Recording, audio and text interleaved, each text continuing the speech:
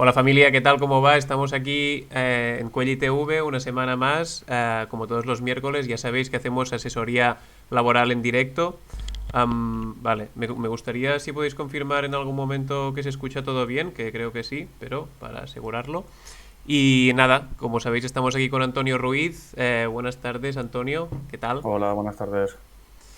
Y nada, pues como cada semana nos va a responder las dudas que tengáis respecto a temas laborales que os hayáis encontrado en vuestro lugar de trabajo o que tenga algún colega o familiar. Y como sabéis, no podemos dar una explicación muy detallada de cada caso, pero sí que os podemos dar como una primera orientación para que a partir de aquí podáis decidir si queréis intentar lucharlo o cómo intentar eh, gestionar esa duda o ese problema que podáis tener. Um, Como siempre vamos a empezar con las consultas que nos habéis mandado por Instagram y por redes y alguna que quedó sin responder de la semana pasada y a la que vayamos viendo nuevas consultas por el chat, pues las vamos leyendo y las vamos respondiendo y si falta algún detalle para que Antonio nos pueda resolver la pregunta con más precisión, pues también lo podéis escuchar por aquí. Buenas, Icled, Fectuaten, Pepe de Valencia, gracias por estar aquí. Y nada, si os parece bien, pues empezamos. Ah, sí, recordar lo que decimos siempre, que se puede discutir por el chat y así, pero no vamos a tolerar ningún comentario machista, racista ni discriminatorio de ningún tipo y que, bueno, los moderadores estamos aquí para que, si eso ocurre, pues actuar en consecuencia. Um, ¿Todo bien, Antonio? ¿Algo que añadir? No, no, perfecto, lo de siempre. Vale. Pues vamos con las consultas que nos habéis hecho llegar por Instagram. La primera de Julia González es, si cumples el total de un contrato de prácticas, ¿pasas a indefinido automáticamente? Bueno, creo que es una duda, ¿no, Antonio? Que mucha gente, sobre todo joven, en prácticas debe de tener como muchas dudas de qué pasa cuando termino las prácticas, me tienen que hacer fija, no, si no me dicen nada, ¿qué podemos hacer Correcto, con esto? correcto. A ver, por explicar por encima el contrato de prácticas, el contrato en prácticas lo que supone o da justificación al empresario a contratar a una persona que ha finalizado sus estudios, en este caso suelen ser universitarios, y debe de transcurrir, si no recuerdo mal, no más de 5 años o 3 años, no recuerdo, desde que finaliza los estudios universitarios hasta que empieza a trabajar en dicha empresa. Entonces, el empresario se ahorra parte de las cuotas de la seguridad social, es decir, está bonificado ese tipo de contrato, y además el empresario también se ahorra parte del salario, porque esa persona que empieza a trabajar en prácticas no cobra lo que marca el convenio colectivo. ¿Vale? Es una de las excepciones por las cuales el salario puede ser inferior al convenio colectivo.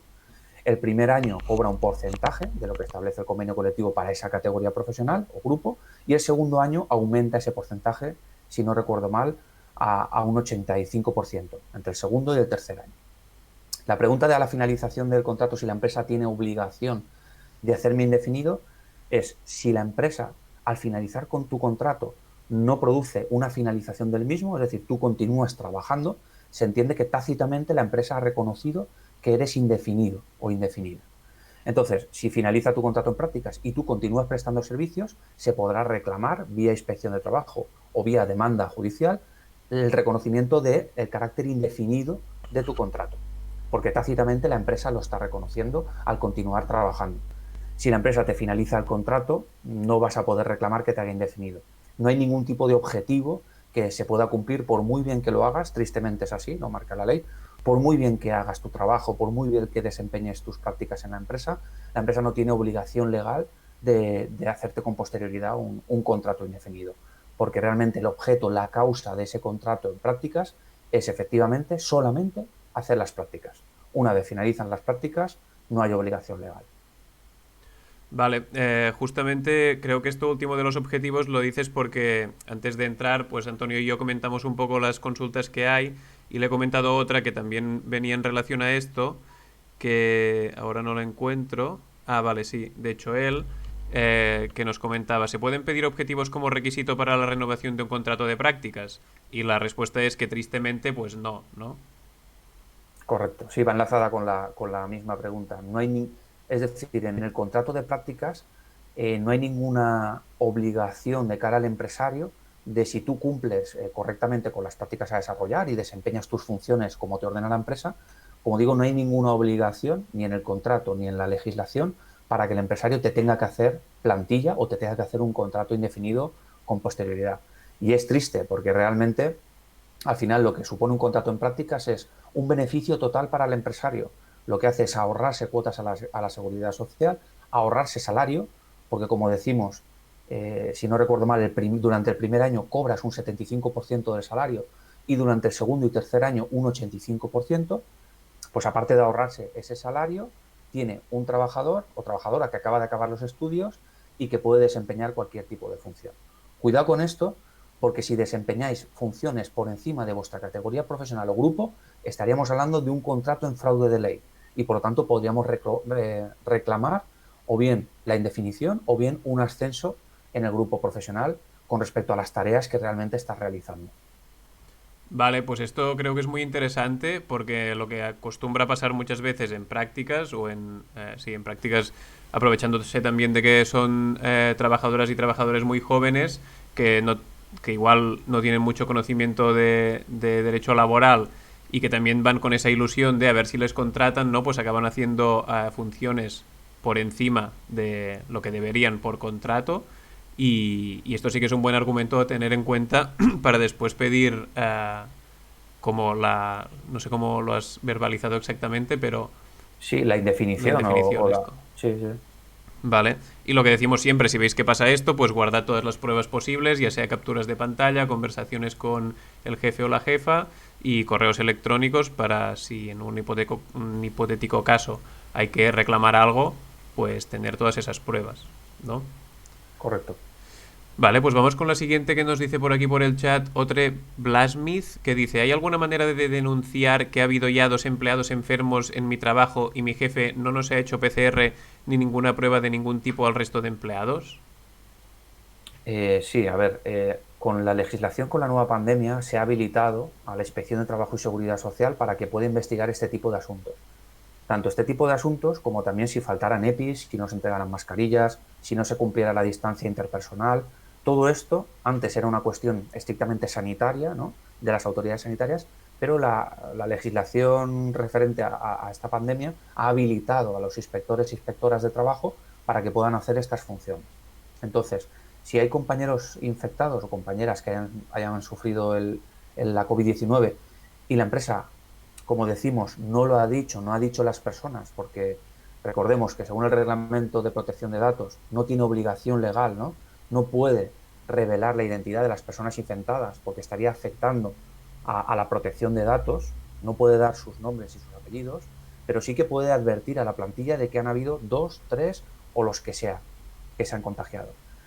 Si la empresa no lo ha advertido ni tampoco ha realizado PCRs con posterioridad, lo mejor es que se ponga en conocimiento a la inspección de trabajo y si estáis convencidos o convencidas de que efectivamente ha habido un infectado o infectada, que vayáis a vuestro centro de salud y lo comuniquéis al médico de cabecera y que directamente os recete una PCR y si hace falta os haga la baja por contacto estrecho con un positivo de coronavirus. Vale, genial. Pues la siguiente pregunta que tenemos por el chat es la de Rigisil, que dice, buenas tardes, querría saber más de las horas bolsas. Trabajo 12 días seguidos y luego descanso 9. En los descansos están incluidas las vacaciones. No sé si necesitáis más datos para aconsejarme y si se puede pelear de alguna forma. Gracias y salud. Sí, habría que mirar exactamente el contrato, seguramente sea por ETT, porque las ETT suelen incluir incluso también o en el salario, las vacaciones, la parte proporcional de finiquito, etcétera. Si no es por ETT, lo conveniente es que envíes el contrato y las nóminas al sindicato que tengas más cercano para que lo podamos analizar en profundidad, porque exactamente no sé a qué te refieres. Entonces sí que habría que mirarlo, ¿eh? Habría que mirar la documentación. Vale. Vamos entonces hasta que haya más preguntas por el chat con las que tenemos de Instagram. Nos dice Alejandro Miranda, si renuncias al puesto y en el periodo de preaviso te tocaba prima, ¿pueden denegártela? Vale. Las primas son unas cantidades salariales que abona la empresa por diferentes cuestiones de productividad y con referente a unos objetivos que se han alcanzado por parte de la empresa, etcétera, etcétera. Entonces, Por mucho que tú causes baja voluntaria en la empresa o por mucho que tú comuniques esa baja voluntaria, esa dimisión, ¿no? Porque quieres cambiar de puesto de trabajo, de empresa o lo que sea, la empresa está obligada a abonarte la prima, no puede rechazártela, a no ser que no se cumplan los objetivos. Si no se cumplen los objetivos, evidentemente no te la van a abonar. Mercadona, por ejemplo, que es una empresa muy importante, tiene un protocolo muy claro y muy establecido referente a las primas. Y desde CNT hemos denunciado en algunas ocasiones que entendemos que en algunos casos la empresa puede utilizar arbitrariedad a la hora de asignar las primas. Es decir, a este trabajador me interesa dárselas, a esta no, y que no se cumplen criterios objetivos y de productividad. Hay que evitar eso a toda costa. Entonces, si ves que la empresa, por comunicar tu baja voluntaria, no te ha pagado la prima, es una cantidad salarial que se puede estudiar reclamarla por la vía judicial o por la vía de la inspección de trabajo. Cuando finalice tu contrato, si en el finiquito no te incluyen esa prima, contacta con el sindicato para estudiar su reclamación. Vale, porque en principio, tal y como lo dices, lo de las primas tienen que estar como muy Muy bajadas tasados, muy tasado. a criterios objetivos y como muy cuantificable y que sea lo menos subjetivo posible. Correcto, si yo he cumplido los objetivos a nivel productivo o de ventas o de cualquier otra circunstancia. Recordemos, las primas suelen estar reguladas con bastante detalle en los convenios colectivos. Entonces, siempre tenemos que acudir al convenio colectivo de aplicación para analizar cómo se abona esa prima, cada cuánto, en qué porcentaje, etcétera. Como digo, si se cumplen todos los objetivos y todas las causas objetivas que marca la empresa, no te la pueden denegar y podríamos reclamarla. Si es algo mucho más grave, incluso podríamos reclamar por posible discriminación. Vale. Que por cierto, un truquito que me ha venido ahora a la cabeza, si queréis hacer una consulta muy concreta en el convenio colectivo, bueno, una cosa para ganar tiempo, que seguramente muchas ya hacéis, pero si no la recordamos, es conseguís el convenio colectivo en digital, en PDF o así, que está por internet, y si en este caso queréis buscar sobre las primas, claro, no os lo vais a leer todo. Le dais a control F, ponéis primas o prima, y seguramente ahí os dirigirá directamente al apartado del convenio donde os hable de lo que vosotras en este caso estáis buscando y no tenéis que ir por ahí pues perdiendo tiempo buscándolo, que igual es un Correcto, truco, correcto. que igual sirve. Y eso lo Eh, hacemos todo el mundo, ¿eh? Que no- claro, Eso lo claro, hacemos todo el mundo, y sí, en sí. muchos otros también ámbitos, pero no sé, Mm, igual os sirve. sí. Vamos con la siguiente, que dice, bueno, Rigin nos agradece mucho la labor que estamos haciendo y que mucha fuerza. Muchas Gracias a ti, gracias. Ricky. Claudio Vaso nos dice, buenas, ¿cuánto tiempo uno puede estar de fijo discontinuo en una empresa? Mm. Vamos a explicar un poquito lo que es un contrato fijo discontinuo, ¿vale? O indefinido discontinuo en su nueva denominación. Un contrato fijo discontinuo es un trabajador o trabajadora que es fijo en la empresa, es decir, es indefinido, la duración de su contrato es indefinido, no se sabe su finalización, pero que trabaja en diferentes temporadas, por cuestiones de actividad de la empresa o por temporadas, ¿no? Por ejemplo, suelen ser fijos discontinuos las trabajadoras de limpieza de los colegios, ¿no? Por ejemplo, o los temporeros o temporeras de la naranja o de cualquier otro tipo de fruta. ¿Por qué? Porque son trabajos que se desarrollan en determinadas temporadas o en determinados meses del año. Entonces, la empresa está obligada, siempre que se inicia esa temporada, a llamarte. Hay un orden de llamada establecido en el propio contrato o convenio colectivo y si tú tienes ese contrato fijo discontinuo, trabajarás durante los meses de temporada. Cuando finalice, irás al paro, ¿no? Cobrarás la prestación por desempleo si cumple los requisitos, pero cuando vuelva al año siguiente, ese inicio de periodo de actividad, la empresa está obligada a llamarte a trabajar. Por lo tanto, a la pregunta de cuándo finaliza o cuántos años puede estar de fijo discontinuo, como bien su nombre indica, es fijo, es indefinido, por lo tanto, de manera indefinida en el tiempo. Vale, y en el caso este no puede alegar la empresa que igual ese año pues la cosecha ha ido peor o no hay tanto que recoger y no quiere renovar Si es así, sería un despido y entonces sería un despido con improcedente, con una indemnización de 33 días por año trabajado. Vale, Pero lo que es la duración del contrato, si no hay ninguna causa externa, puede durar indefinidamente. vale.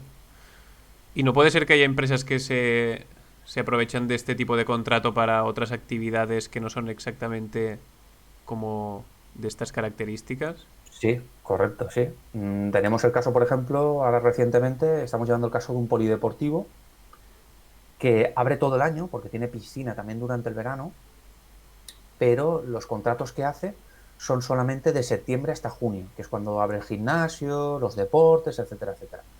¿Qué es lo que ocurre? Que realmente ese contrato está en fraude de ley. Si la temporada no es de septiembre a junio, sino que luego cuando acaba junio, tú luego me haces otro pequeño contrato de julio y agosto, estás haciendo algo fraudulento. Realmente mi contrato tiene que ser indefinido a tiempo completo. Bueno, es decir, a tiempo completo no, durante todo el año. Por lo tanto, sí que hay empresas que se aprovechan y se puede reclamar la conversión, porque cuando un contrato está en fraude de ley, se entiende que es de duración indefinida. Y eso es lo que estamos reclamando en este caso en el polideportivo. Vale. Vale, pues vamos con la siguiente. Ergosum nos dice, ¿te pueden despedir volviendo de tus vacaciones en plena pandemia? A ver, como poder despedir, esto es triste, pero cierto, ¿no? La legislación de este país lo que permite es el despido libre, ¿no? Indemnizado, pero libre. Las empresas sí tienen que alegar unas causas, pero si las causas son inciertas, lo que hacen es pagar una indemnización y ya está. Por lo tanto, la respuesta de si me pueden despedir, siempre te pueden despedir, ¿vale? A no ser, y lo hemos explicado muchas veces, que el despido se declare nulo por vulnerar un derecho fundamental, por ejercer actividad sindical. Cuando un despido es nulo, entonces automáticamente la empresa te tiene que readmitir en tu puesto de trabajo. Esa es la única causa en la que el despido no es pagarlo y ya está, ¿no? Por así decirlo. Entonces, como poder despedir, te pueden despedir. Ahora bien, hay que analizar las causas. La causa que alega la empresa. Si la empresa te alega una causa económica, técnica, organizativa, por ejemplo, me ha bajado el trabajo por la pandemia, ¿no? Que es lo que suele ocurrir. La empresa tendrá que justificarlo con documentación y en la carta de despido debe quedar suficientemente acreditado, pues si no podría alegar indefensión. Y en este caso, si la empresa tiene razón, me pagarán una indemnización de 20 días por año trabajado. Si la empresa no tiene razón y esa causa es falsa, se puede impugnar y conseguiremos la improcedencia. Entonces se declarará el despido improcedente y me tendrán que abonar una indemnización no de 20 días, sino de 33 días por año trabajado. Y la última derivada, no sé si es liarlo mucho, pero bueno, para explicarlo todo, es que aunque me despidan, que la empresa puede despedirme, consiga o no consiga esa indemnización, si la empresa durante un ERTE, ¿no?, de la pandemia se ha ahorrado cuotas a la seguridad social, tiene un compromiso de permanencia de la plantilla de 6 meses. Lo hemos explicado en otros programas. Si hace despidos no justificados, que pueden ser, por ejemplo, una finalización de contrato, estaría justificado, ¿no? Pero si hace un despido improcedente, la empresa tendrá que devolver al Estado parte de las cuotas y el Estado puede sancionar a la empresa por esa infracción. Vale. No sé si me he extendido mucho, pero bueno, para que se vea todas las variantes. Por un lado, Mm. como trabajador o trabajadora, qué derechos tengo o qué indemnización. Y por otro lado, que si la empresa incumple la ley, también tendrá que responder ante el Estado en la situación en la que nos encontramos. Sí, sí, súper bien explicado. Vale, vamos con la siguiente, de Elia Iberia, que dice, recientemente el Tribunal Supremo ha fallado en contra de la indemnización por fin de contrato a los trabajadores predoctorales y son las universidades quienes nos pagan. Algunas aplican el EPF, otras no. Los FPU somos los grandes olvidados en las universidades. ¿Dónde puedo informarme sobre el convenio que me rige? Gracias, hacéis una labor muy buena. Totalmente de acuerdo. Es vergonzoso. Es vergonzoso. Nosotros desde CNT estamos, por ejemplo, aquí en Valencia, estamos colaborando muy activamente con la Coordinadora Valenciana de Trabajadoras de la Ciencia y nos parece vergonzoso que el Tribunal Supremo interprete que un trabajador predoctoral o postdoctoral no tenga derecho a indemnización como cualquier otro trabajador o trabajadora temporal, porque al final es un trabajador o trabajadora temporal. Esto seguramente acabe en el Tribunal Europeo, en el Tribunal de Justicia Europeo, y ya veremos lo que dice al respecto, ¿no? Igual que con el tema de los interinos y las interinas, ya ha fallado muchas veces criticando la legislación española en este sentido, y esperamos que se solvente a través de la justicia europea. Al margen de esto, los investigadores y las investigadoras os regís por el estatuto del investigador o la investigadora. No hay un convenio colectivo específico de aplicación, entonces hay que recurrir a ese estatuto. Y ese estatuto es muy sencillo, además lo que hace, y nosotros de CNT lo hemos dicho siempre, es priorizar la precariedad de las investigadoras. porque en ese mismo estatuto ni tan siquiera establece la indemnización, que eso es una de las razones por las cuales el Supremo no la reconoce, porque dice que en la ley no está dictado. Entonces, como digo, no hay un convenio colectivo aplicable, hay que recurrir al estatuto de la investigadora o del investigador, y lo que hay que hacer es iniciar una lucha continuada sectorial. Por ejemplo, este mes pasado se convocó una huelga que apoyamos desde los sindicatos CNT, CGT y coordinadoras también de trabajadoras de la ciencia, investigadores, estudiantes, y hay que utilizar esa vía, porque hay que visibilizar el conflicto y ver que hoy en día las trabajadoras de la ciencia son muy importantes, ya no solo en la investigación con algo tan de actualidad como es la COVID, sino para el futuro de nuestra sociedad, y deben de tener unas condiciones de trabajo dignas. Vale, me salía a preguntarte si no hay ninguna organización entre las trabajadoras de la investigación, ah, porque dadas las condiciones que describís, parece como muy necesario que la haya, ¿no? Hay coordinadoras. Aquí en Valencia está la coordinadora de trabajadoras de la ciencia, la compañera que ha hablado a lo mejor conocerá CPU Investiga, está Piratas de la Ciencia, está también la coordinadora de doctorants en Lluita, de Cataluña, también desde CGT se está impulsando a nivel de Cataluña y Madrid. Hay que buscar, pero sí que esta huelga del mes pasado ha servido un poco para entrelazar, para estrechar lazos y para unificar y articular una lucha de cara al futuro. Vale.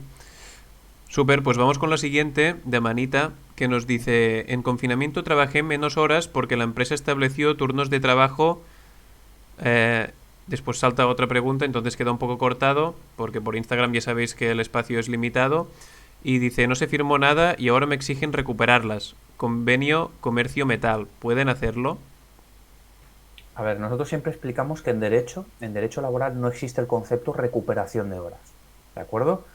Que la empresa, si la empresa yo he hecho mi jornada y la empresa no me ha dicho nada, yo evidentemente tengo que cobrar, aunque haya hecho menos horas de las que me corresponden. La empresa luego en un principio no me puede reclamar, tienes que recuperar esas horas. Ahora bien, las horas que yo no trabajo, evidentemente no se deben de abonar, no se deben de retribuir, ¿de acuerdo? ¿Qué es lo que ocurre? Que habría que analizar si la empresa te ha reducido la jornada o te ha hecho un cambio de turno de forma unilateral. Si durante la pandemia te ha hecho una modificación sustancial de las condiciones de trabajo, que es lo que seguramente te haya hecho, se puede impugnar. Lo que pasa es que hay 20 días de plazo desde que esa modificación se produce. Habría que analizar el caso en profundidad y ver si fue una modificación sustancial y en concepto de qué te reclama horas la empresa. Si vemos que hay algún tipo de irregularidad o cosa rara, lo mejor es ponerlo en conocimiento de la inspección para que resuelva. Vale, pero en todo caso no parece muy normal que no firmaran nada y ahora le exijan recuperar unas horas que en principio no hizo cuando la empresa estableció unos turnos de trabajo en el momento que le convenían. Así que No, probablemente hay muchas opciones de que se pueda hacer se algo. puede hacer, pero hay que ver muchas cosas. Hay que ver si es flexibilidad, porque la empresa tiene una distribución irregular de la jornada durante el año. Hay que ver muchas cosas. Si hay un acuerdo, si hay un pacto, lo mejor es comunicarlo, o sea, pedir a la empresa que te lo comunique por escrito, es decir, que te diga por escrito, tienes que venir a recuperar tal, tal, tal, tal. Y a partir de ahí, con ese documento, contactar con el sindicato más cercano y estudiar la posibilidad de ponerlo en conocimiento de la inspección. Pero siempre, como bien dice Paul, recabando pruebas y que la empresa se vea obligada a comunicártelo por escrito. De esa forma también tendremos una justificación o argumentos para presentarle a la inspección. Vale. Pues súper, vamos con lo siguiente del chat, que es un poco larga la explicación, pero ya está bien, así Adelante. tenemos más info. Maite Guti nos dice, hola, mi madre lleva 10 años trabajando de cocinera en una facultad. Hace 4 años empezó un nuevo jefe y desde entonces vive una situación horrible. Cobra los meses que él quiere, ¿qué? Trabaja más horas porque es la única empleada y no tiene ninguna posibilidad de ir al médico. En 4 años no ha podido ir más que en vacaciones. Lo peor viene este año. En septiembre al seguro de fue el seguro de la empresa porque no podía mover el brazo y estuvo a punto de perder la movilidad. Le pusieron de baja, pero nunca llegó a cobrar la seguridad social, se lo quedó él. Ahora tampoco le paga, lleva 3 meses sin cobrar y sin recibir ningún ingreso. Ha ido a denunciar y no se nos ocurre qué más hacer. porque tampoco tienes recursos para pagar a un abogado ni la cuota que nos exigen los sindicatos para aportar cobertura jurídica. Siento el texto tan largo, pero necesitamos ayuda. Muchas gracias. Wow. Es una situación complicada. Es una situación complicada. A ver, a grandes rasgos, por lo que me comentas, yo te recomendaría solicitar una extinción de contrato por incumplimiento del empresario. Y me explico, aparte del despido, hay una figura jurídica que es, como digo, la extinción por incumplimiento del empresario, que es una forma mediante la cual solicitas al empresario que extinga tu contrato con derecho a indemnización.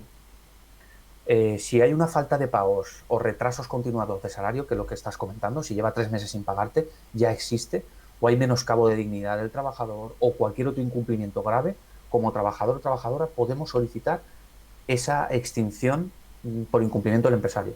Si el empresario de buena voluntad no quiere extinguirlo, que evidentemente no va a querer extinguir ni abonarte esa indemnización, sí que hay que demandar esa extinción y hay que interponer una demanda judicial.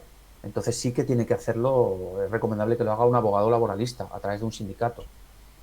Por ejemplo, desde CNT tan solo se te va a pedir la cuota de afiliación. Luego realmente si hay una indemnización, pues ya se pactará si hay algún porcentaje o no para el sindicato en cuestión, que seguramente sea inferior a cualquier abogado privado que busques por ahí. Entonces esa es mi recomendación. Buscar la vía de la extinción por incumplimiento del empresario. Y al final se llevará tu madre, no sé si era tu madre, sí, ¿no? Una indemnización equivalente a la que si fuera un despido improcedente, 33 días por año trabajado. Y derecho al desempleo, no se considera baja voluntaria, esa extinción. Puede ser una buena forma de acabar con esa tortura. Sí, de todas formas, o sea, aquí hay muchas más cosas que Hay simplemente muchas más cosas. 3 meses sin cobrar. O sea, hay cobra los meses que él quiere, trabaja más horas porque es la única empleada, tiene que ir al médico en vacaciones. Madre mía.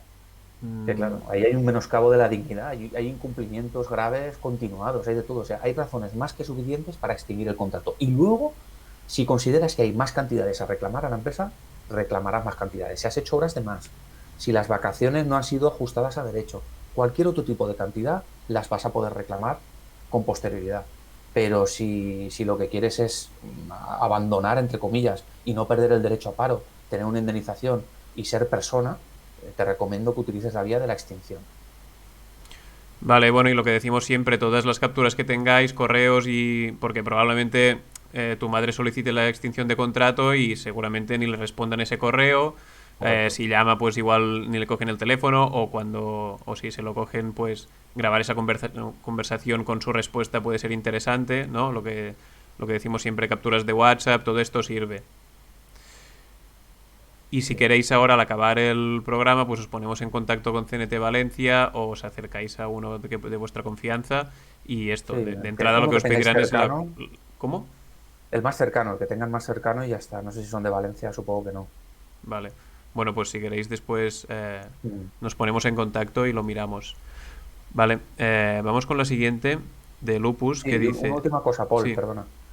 Y aparte de esto, también es recomendable, con todas las irregularidades que estáis comentando, una denuncia a la inspección de trabajo, que sancione a la empresa. Aunque tú luego ya no estés en la empresa, que el procedimiento sancionador se inicie. Una denuncia a la inspección de trabajo muy sencilla. En la propia inspección hay formularios, se pueden hacer a mano, no hay ningún problema. Y así, en la inspección de trabajo, que analice toda la situación y que sancione a la empresa para que no lo vuelva a hacer. Porque aunque tú salgas de esta tortura, porque es una tortura, es muy grave, que no lo vuelva a repetir con otras trabajadoras. claro. Para saber dónde está la inspección de trabajo, ¿cómo se Simplemente hace? poniendo en Google Vale. inspección de trabajo, aparecerá la página del ministerio, o inspección de trabajo formularios, aparece la página del ministerio y ahí podemos localizar. Son jefaturas provinciales, en cada provincia donde está la inspección. Y desde ahí te puedes descargar incluso en formato Word el formulario para preparar la denuncia. Vale, y Rey Michael dice lo que también hemos comentado algún día, de que además la denuncia es anónima. Correcto, no es que sea anónima, que siempre lo decimos, porque Ah, va vale. firmada por una persona, sino que el inspector o la inspectora tiene prohibido revelar la identidad del denunciante, Aunque claro, si es lo que dice, que también lo has comentado tú alguna vez, que que es única sola, es son una una trabajadora, trabajadora, pues pues ya sabrá que ha sido él. Pero sí, igualmente recomiendas hacerlo para que nadie vuelva, bueno, o intentar totalmente, evitar que se perpetúe este trato, ¿no? totalmente.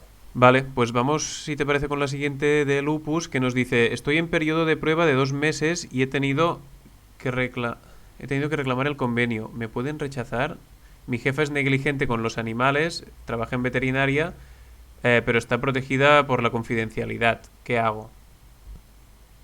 A ver, el problema de los periodos de prueba es que durante los periodos de prueba se establece que tanto trabajador o trabajadora como empresario pueden rescindir el contrato sin ningún tipo de aviso ni causa justificada.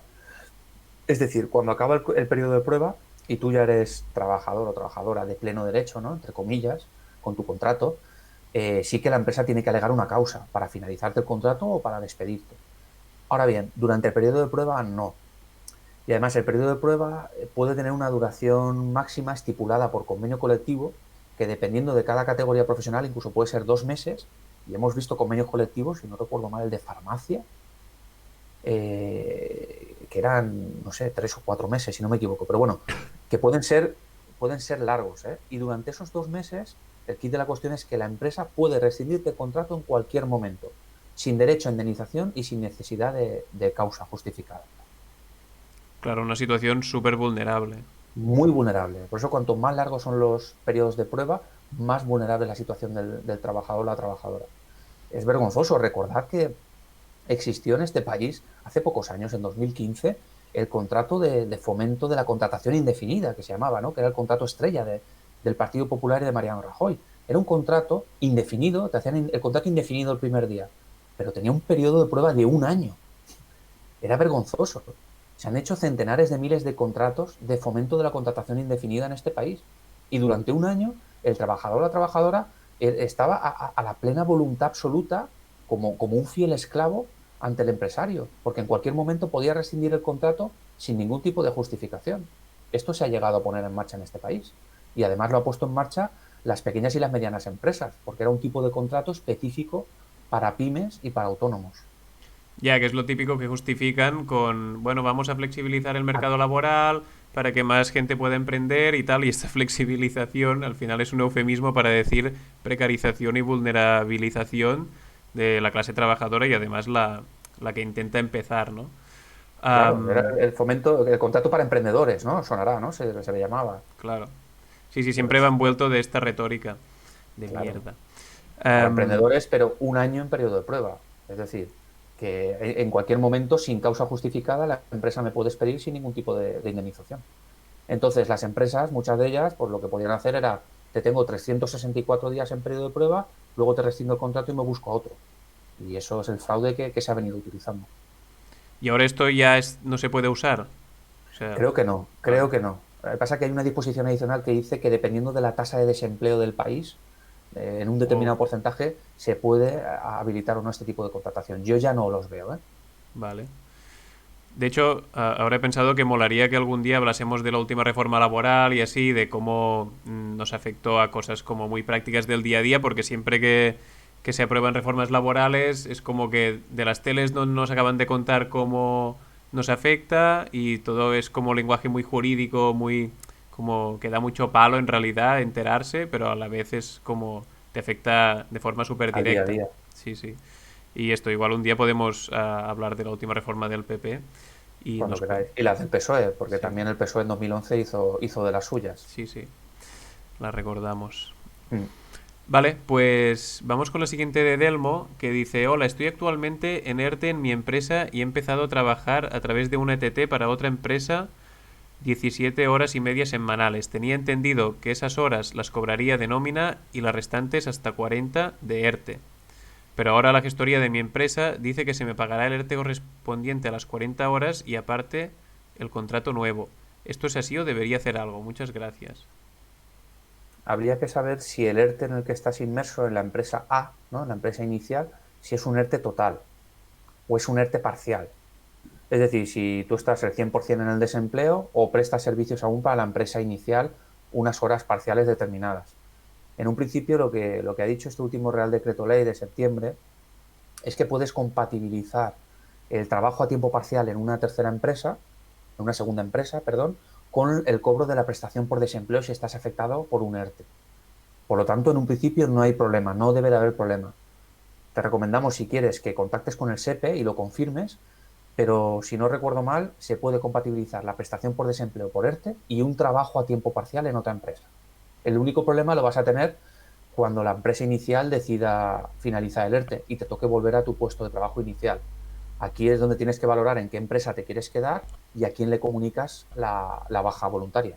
Recuerda que tienes 15 días como mínimo para comunicársela y si no cumples esos 15 días te los pueden descontar de tu salario. Vale, ahora que has dicho esto de contactar con el SEPE, bueno, Es complicado sí, contactar con ese es tema. complicado, que lo hemos dicho con mucha alegría y igual mucha gente lo está intentando y se está como volviendo medio loca intentándolo. Pero bueno, esperemos que te sirva la indicación. Sí, yo ya te digo, yo estoy casi totalmente seguro, ahora no recuerdo, además es que es una disposición adicional del Real Decreto Ley que salió el 30 de septiembre, que habla de eso, de compatibilizar las prestaciones por desempleo afectado por un ERTE y el trabajo a tiempo parcial en otra empresa, como forma de fomentar precisamente, ¿no?, que la gente pueda trabajar en otras empresas y no esté en el ERTE totalmente parado. Por lo tanto, yo creo que sí que se puede, a falta de confirmarlo con el SEPE. Vale, pues seguimos. IMAX nos dice, ¿qué requisitos hay que cumplir para poder pedir una excedencia voluntaria? Vale. A ver, las excedencias realmente lo que son es una suspensión, tiene naturaleza de suspensión contractual. Y lo explico en palabras más prácticas. Es una suspensión de tu contrato. Al final es como un ERTE. Un ERTE es una suspensión de tu contrato. Tu contrato no finaliza, pero se queda en suspenso. No hay obligación de la empresa de abonarte el salario, ni del trabajador o la trabajadora de prestar servicios, ¿vale? El contrato queda en suspenso. Entonces, ¿qué es una excedencia voluntaria? Es una excedencia en la que no es necesario especificar causa, excepto si lo dice el convenio colectivo, ¿vale? Pero en un principio es voluntaria porque yo voluntariamente cojo la excedencia. No tengo que justificarle a la empresa ningún tipo de causa. ¿Qué condiciones tengo que tener para solicitar? Tan solo tengo que tener un año de antigüedad como mínimo en la empresa. Si no llego al año de antigüedad, no puedo solicitar una excedencia voluntaria. Y tampoco puedo solicitarla si hace 4 años solicité otra excedencia voluntaria. ¿De acuerdo? Un año de antigüedad y que hayan pasado 4 años desde la última excedencia. Entonces así puedo pedir la excedencia voluntaria. Importante, no puede ser ni inferior a 4 meses ni superior a 5 años. Aunque el convenio a veces puede ampliar, pero como regla general, el estatuto ni inferior a 4 meses ni superior a 5 años. Y ya por último, que es lo más importante, este tipo de excedencia no te garantiza la reserva del puesto de trabajo. No es como una excedencia forzosa o una excedencia por cuidado de hijos, que sí que te garantiza, te reserva tu puesto de trabajo. En las excedencias voluntarias, no. Lo que hay es un derecho al ingreso preferente en igual o similar categoría profesional. Es decir, cuando tu excedencia acabe, tú le comunicarás a la empresa que quieres el reingreso. Y la empresa, si tiene un puesto igual o similar, te dirá que vuelvas. Pero te puede decir que no hay vacante. Y entonces se prorrogaría automáticamente la excedencia hasta que esa vacante se apareciera, se produjera. Y lo que dices de similar, no te pueden meter en un sitio similar que al final sea como muy diferente. Sí, sí, sí, sí, sí, pero tiene que existir ese sitio, tiene que ser similar, igual o similar a la del grupo profesional. No hay Vale. una reserva del puesto. Aquí lo que suele haber son problemas, porque la empresa puede ser que te lo rechace porque ella considera que hay inexistente, ¿no? Porque la vacante es inexistente, o, y entonces podemos impugnar por el reingreso. Si la empresa me dice, no tengo vacante, pero yo considero que sí que hay una vacante similar, ¿no?, como bien dices, Paul, impugno el reingreso judicialmente y posibles daños y perjuicios. Hay otra opción, que me lo rechace directamente, no me diga ni que hay vacante y nada, me dice, no quiero que vuelvas a la empresa. Si niega el derecho al reingreso, es un despido. Y un despido con indemnización, despido improcedente. Y luego hay una tercera vía, que es que no conteste. La empresa no contesta, se entendería que es lo mismo que el primer caso, que considera que no hay vacante y por lo tanto habría que reclamar el reingreso vía judicial. Vale. Es un poco lioso, pero Mm, es así. súper. Que antes nos hemos liado con el tema del periodo de prueba y la chica esta comentaba que ella está en periodo de prueba, pero que ve en su empresa que la jefa, que es veterinaria, como que trata mal a los animales, pero no puedo decirle por el tema de no puede decirlo por el tema de la confidencialidad. Y en este caso, ¿qué se puede hacer? ¿Inspección de trabajo o qué onda? Porque Claro, Inspección de Trabajo aquí no tiene competencias. Si estamos hablando de trato animal, Inspección de Trabajo tiene competencias en materia laboral, ¿no? O Ya. social, de la seguridad social. Entonces esto es más es un tema de bienestar animal. O bien yo no sé si hay, creo que ahora hay una oficina, creo que uno de los ministerios ha creado una oficina de bienestar animal, pero lo desconozco. Algunos ayuntamientos, por ejemplo, el de Valencia tiene una concejalía, un regidor de bienestar animal. Entonces, hay que mirar bien esa cláusula de confidencialidad, porque al final esa confidencialidad tampoco, o sea, podríamos considerarla que es nula. Tú, por ejemplo, si ves que se está produciendo un delito en tu centro de trabajo, esa cláusula de confidencialidad es nula. Tú tienes el derecho de comunicar que se está produciendo un delito y la empresa no puede sancionarte por ello, ¿no? Entonces, ese deber de confidencialidad es hasta cierto punto relativo, solamente para cuestiones internas de funcionamiento del veterinario o del trabajo interno o de datos, pero si se está produciendo un delito o, por ejemplo, el tema de maltrato animal, si no recuerdo mal, se ha modificado el Código Civil y si bien no es un delito, pero sí que puede ser sancionable, pues evidentemente tienes el derecho de comunicarlo a las autoridades competentes en la cuestión de bienestar animal. Claro, pero lo que nos dice, si esta prueba, que es como que hacen así y la echan si quieren, igual Tendrán que justificar por una eso. causa, tendrán que justificar una causa, pero se la inventarán o crearán otra, pero no podrán despedirla por tú filtraste que yo estaba cometiendo un delito o estaba cometiendo tal, porque eso es un despido improcedente, incluso a lo mejor nulo.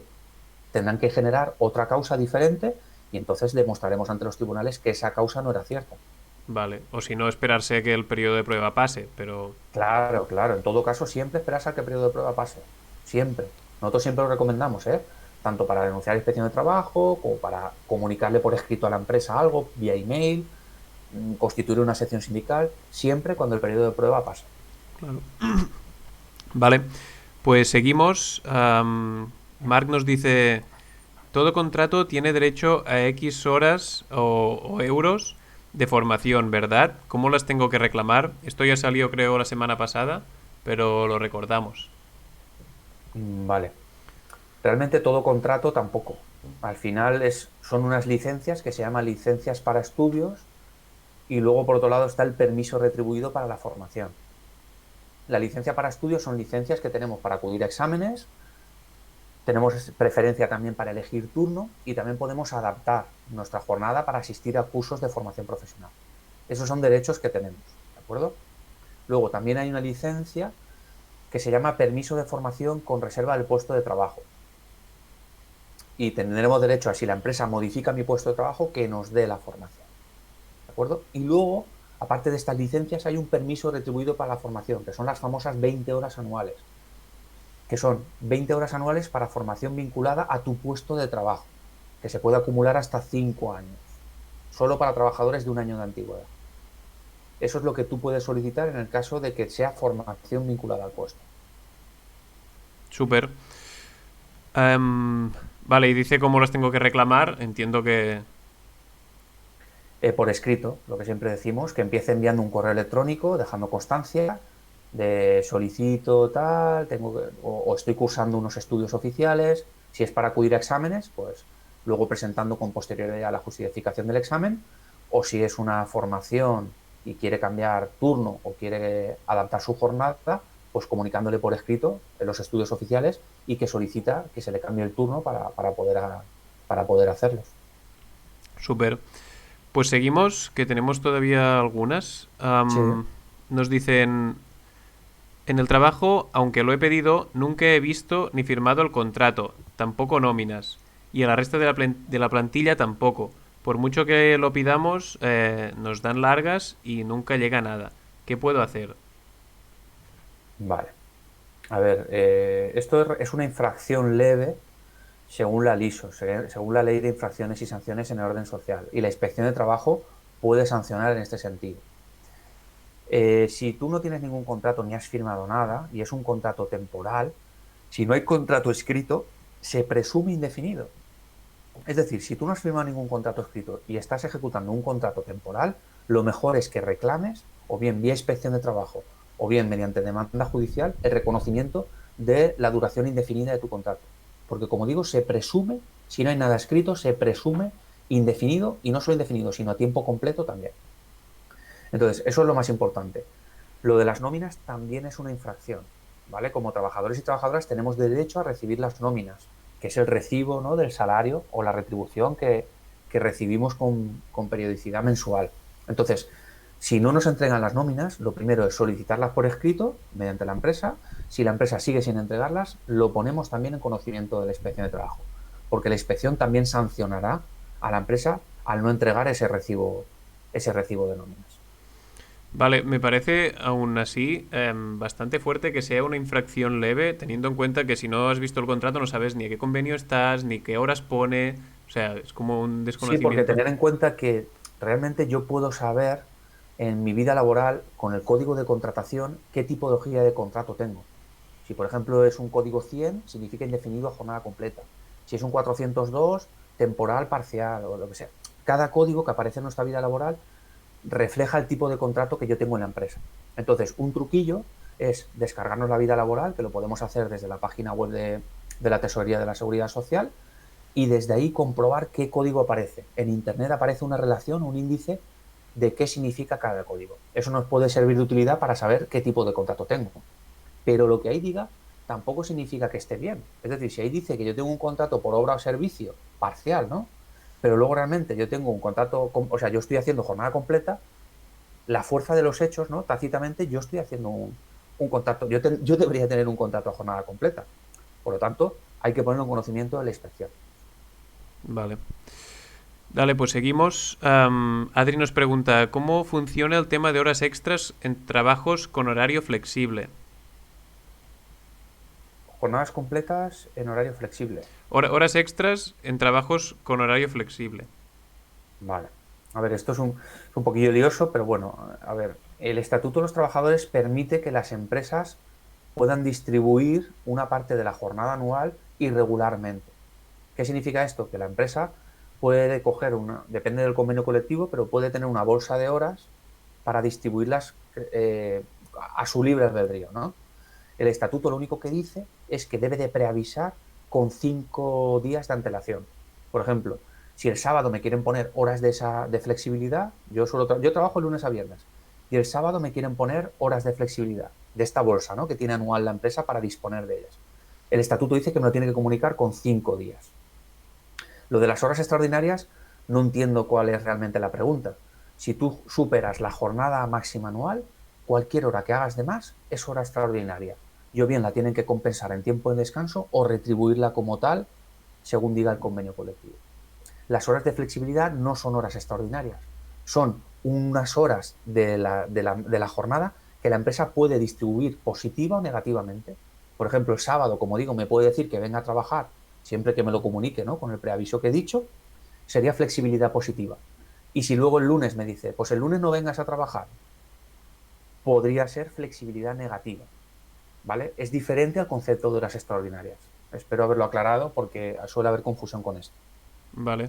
Sí que es un poco lioso. Es un poco lioso. Es una flexibilidad, es una bolsa, ¿no? Por así decirlo, una bolsa de, por ejemplo, el convenio de industria cárnica estatal tiene una bolsa de 120 horas anuales. Pues la empresa, esas 120 horas, va cogiendo y dependiendo de la producción me las puede dar en positivo para un día o quitármelas si baja la producción para otro. Pero eso no quita para que si una semana yo supero la jornada y no es flexibilidad, porque no me las ha comunicado, se consideren horas extraordinarias. Vale. Y estas 120, poniendo el ejemplo este, pueden ser en positivo y en negativo. Eso es, Vale. O eso sea que es, hay como 240 en total, arriba y abajo, digamos. correcto. Vale. Bueno, Am, realmente no, arriba y abajo, 120 en positivo o negativo. vale, pero bueno. Pero puedo La acabar mitad, haciendo menos horas anuales de las que debería. O sea, pueden ser en plan 80 en negativo y otro año 80 en positivo. sí, puede ser así, puede ser así. Vale, vale, vale. Super, pues Guillem nos pregunta, ¿por qué en mi empresa solo tenemos 15 minutos de descanso y encima lo tenemos que devolver? Que esto es la famosa pausa del pit y esta, ¿no? Sí, sí, la famosa pausa. Aquí en el País Valenciano se llama del bocadillo. Aquí hay mucha tradición de almorzar. Sí, a ver, el Estatuto de los Trabajadores marca que cada 6 horas de jornada continua tiene que haber un descanso obligatorio de 15 minutos. Y ese descanso no tiene consideración de tiempo efectivo de trabajo. Es decir, no es retribuido, a no ser que lo digan los convenios colectivos. Esto es un truquillo y a mí me parece un poco vergonzoso que el estatuto establezca un descanso de 15 minutos obligatorio, pero que luego diga que no es retribuido, que no se considera tiempo efectivo y lo deje a criterio de los convenios colectivos. Aquí nos encontramos con una disparidad importante. Hay convenios que establecen que sí que es retribuido, hay convenios que establecen que 15 minutos sí, pero los otros 15 no, y es un total de 30. Entonces habría que ver tu convenio colectivo, pero si no hay convenio o el convenio no lo establece, nos vamos al estatuto. Por lo tanto, sería correcto, sería legal que esos 15 minutos no se pagaran ni se consideraran tiempo efectivo de trabajo.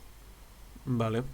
Y lo que también hemos dicho, si hay pausa para comer o como pausa para, además del almuerzo, a comer en el mediodía, también se tiene que sumar esta hora al final de la jornada. Si es pausa de Correcto. 1 hora o de 2 horas. Correcto, se consideraría una jornada partida. Por lo tanto, si es jornada partida, no es jornada continua y esa hora para comer no se considera jornada ni tiempo efectivo de trabajo. Por lo tanto, no computan las 8 horas diarias. Vale, y una duda que me ha venido ahora de un colega que alguna vez me lo ha comentado, que él tiene su jornada partida, incluye 2 horas para comer, pero él igual con una ya le estaría bien y así saldría un poco antes al final de la jornada, ¿no? Saldría 1 hora antes. Yo como no tengo necesidad de 2 horas para comer, con 1 hora como y así salgo 1 hora antes al final. Respecto a esto, ¿se puede hacer algo? Si tiene motivos de conciliación familiar, sí. Si no, a no ser que pacte algo con la empresa de forma voluntaria, es complicado, porque si la empresa ha establecido ese horario, yo lo tengo que cumplir, además seguramente aparezca hasta en mi contrato y por lo menos estoy obligado a cumplirlo. Como digo, a no ser que yo se lo proponga a la empresa por escrito y de buena voluntad decidamos pactarlo como mutuo acuerdo, sería perfecto. Y si no, ya tendremos que ir a una justificación de conciliación familiar por cuidado de hijos o de un familiar cercano hasta segundo grado de consanguinidad para decirle a la empresa que yo tengo que salir 1 hora antes porque tengo que llevar al nene al colegio, porque mi pareja está trabajando en otro sitio y no puedo recogerlo, o cualquier otra causa debidamente justificada. Vale. Pues vamos al chat que DinoChips nos pregunta: Hola, ¿es legal que me obliguen a hacer una formación de SAP, no sé qué es SAP yo, fuera del horario laboral? Un saludo. No sé qué es SAP, yo tampoco, además no lo veo, no sé SAP, cómo se deletrea, SAP con mayúsculas.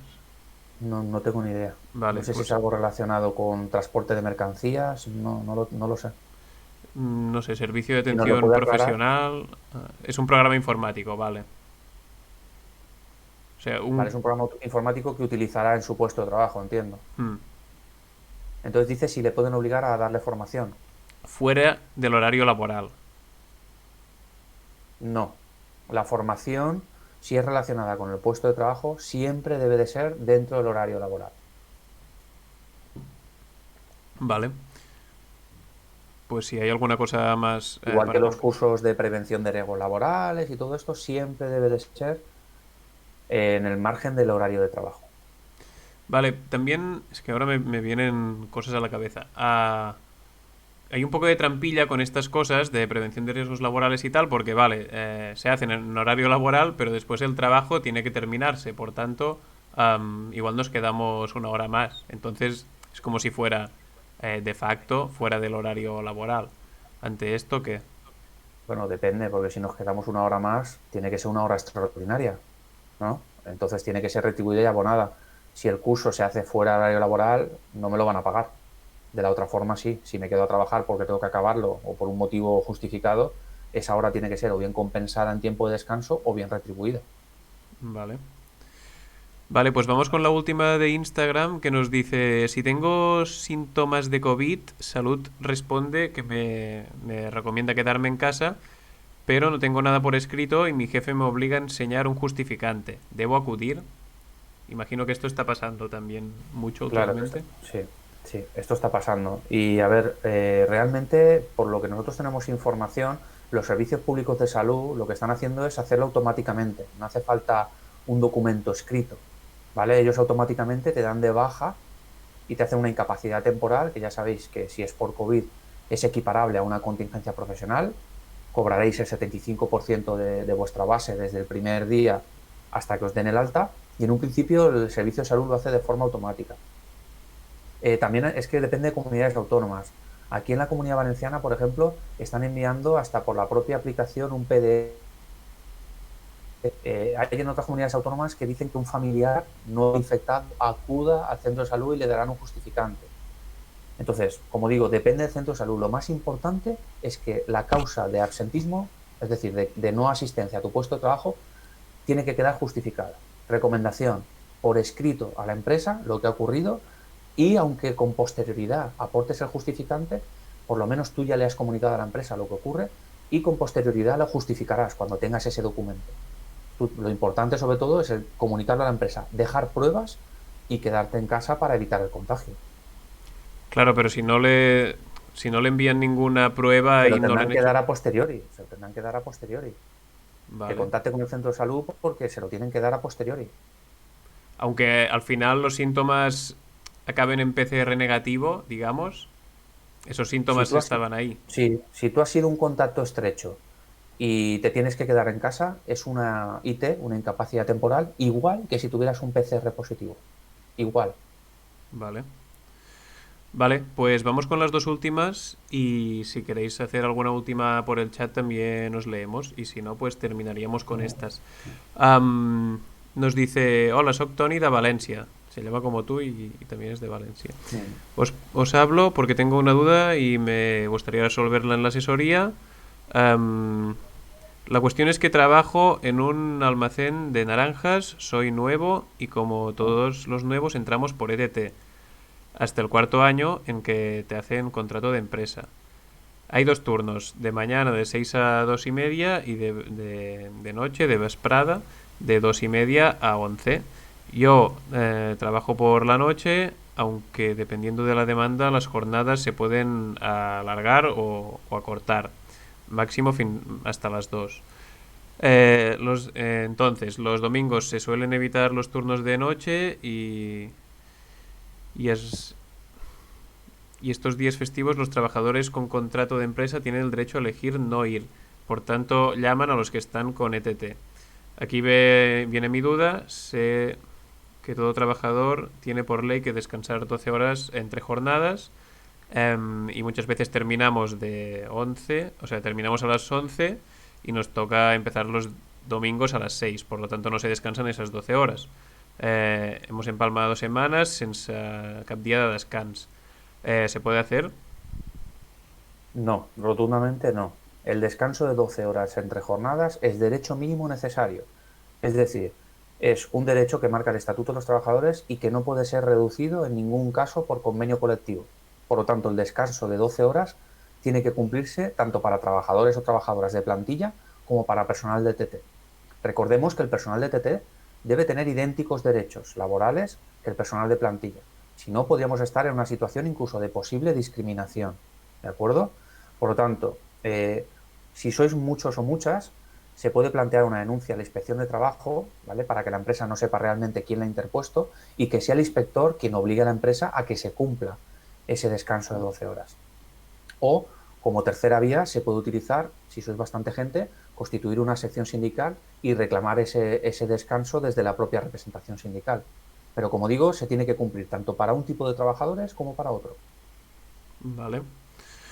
Pues súper, vamos con la última de Laura que nos dice, ¿cómo puedo acceder a mi convenio colectivo para conocer todos mis derechos y obligaciones? ¿Existe una página donde figuren todos los convenios colectivos vigentes? Sí, sí, además hay una página que es bastante sencilla y donde se pueden encontrar.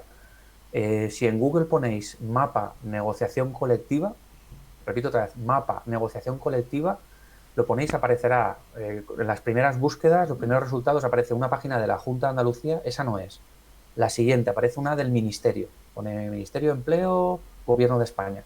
Entráis ahí y es una base de datos bastante actualizada y lo actualizan con asiduidad, donde están todos los convenios colectivos de todo el Estado español, por provincias. Podéis seleccionar, ponéis búsqueda simple y os aparecerá un mapa de la península. Desde ahí podéis marcar vuestra provincia y luego seleccionar el sector o CENAE, que es la actividad económica a la cual se dedican las empresas. Y a partir de ahí vais filtrando hasta que os aparezcan los convenios colectivos, tablas salariales. Está muy, muy, muy bien y lo recomendamos. Ah, qué guay, no lo sabía yo. Vale, pues acabamos con la última de Dino Chips, que es el compañero que nos decía lo de la formación que lo obligaban a hacer fuera del horario laboral, que nos dice, Sí. hola, tengo otra duda. Tengo un contrato de obra y servicio junior y llevo ya un año. ¿Tengo derecho a subida de sueldo o a que se me haga indefinido? Muchas gracias. Junior entiendo que será por el grupo profesional en el que estás tú. Hay algunos convenios de consultoría, de informática y tal, que establecen categorías profesionales con esos nombres. Hmm. Hay que mirar el convenio, hay que mirar primero el contrato. ¿Qué obra o servicio? ¿Para qué obra o servicio estás contratado? Si esa obra o servicio o un proyecto, suele ser un proyecto, si ya ha finalizado y estás prestando servicios en otro proyecto, te tienen que hacer fijo, te tienen que hacer indefinido. Porque las razones por las que te contrataron, el proyecto para el cual te contrataron, o se ha finalizado o estás trabajando para otros proyectos diferentes. Entonces se considera que el contrato estaría en fraude de ley y que realmente eres indefinido, fijo, en la empresa. Hay que mirar, como digo, qué contrato, ¿no? O sea, qué proyecto tienes asignado en tu contrato. Y por otro lado, el convenio colectivo, porque los convenios colectivos, la ley, perdón, establece que los contratos por obra o servicio pueden ser de un máximo de 3 años, ampliable un año más por convenio. Hay que mirar si tu convenio permite esa ampliación del año. Entonces, el máximo que podrías estar con ese tipo de contrato, siempre y cuando, como digo, se cumpla el proyecto con el que estás, son 4 años. A partir del cuarto año te tienen que hacer indefinido. Vale, dice por el chat que el proyecto no está definido en el contrato. ¿Esto es fraude de ley directamente? Fraude de ley automático. Sería un contrato indefinido. Pues entonces, si está pasando esto y está por obra y servicio y el proyecto no está definido y es fraude de ley, le tienen la obligación de hacerle fijo, ¿no? Sí, que contacte con el sindicato más cercano para asesorarle y ver qué es más viable. Si una denuncia a la inspección de trabajo, porque esto es algo a lo mejor generalizado, que no solo te pasa a tu contrato, sino que a lo mejor sois más compañeros que le ocurre lo mismo. Una denuncia a la inspección de trabajo, que la empresa no sepa quién la ha interpuesto y que el inspector le pida todos los contratos por obra o servicio para ver si son en fraude de ley o no. Y si eres tú solo el que tienes esta situación, pues plantearte si quieres reclamar por la vía judicial que te hagan fijo. Y la empresa no podría despedirte por ello. Y en este caso, si fuera por la vía judicial, tendría las opciones de ganar, ¿tú crees? ¿O qué? Sí, sí, si no pone ningún tipo de obra-servicio en ningún anexo, no pone ni proyecto ni obra, tal, es un fraude de ley de primero de derecho. Vale. Y lo que decimos siempre, antes de hacer cualquier movimiento y sobre todo antes de informar a la empresa de estas cosas, tanto para esto Correcto. como para hacer una sección sindical o lo que sea, primero asesorarse vía sindicato, decirlo al mínimo de gente posible, porque del chat de la semana pasada también nos dijeron que una empresa estaban intentando hacer sección sindical unos compañeros y se enteraron los jefes y los echaron antes de que pudieran estar protegidos, así que antes de cualquier movimiento de cara a la empresa, siempre asesorarse e informarse para saber cuál es la mejor estrategia a seguir, ¿no? Eso es. Vale, pues vamos con la última de Joan Boines que nos dice, una última porfa, ¿cómo se puede identificar en el estatuto las normas de derecho necesario absoluto de las normas de derecho relativo? Espera. A ver, el Estatuto de los Trabajadores, el legislador, ¿no? Como le llamamos los profesionales del derecho, que es al final es el Parlamento, ¿no? El legislador, que es el que redacta las leyes, al final son los grupos parlamentarios del Congreso, los diputados, establecen, en el propio estatuto establece un lenguaje que enseguida se sabe si es de derecho relativo o derecho mínimo necesario, porque suele decir, salvo pacto en convenio colectivo, salvo lo que diga el convenio, o etcétera, etcétera. O sea, enseguida en cualquier artículo del estatuto se puede observar si habla con carácter imperativo, por ejemplo, el descanso mínimo entre jornadas será de 12 horas.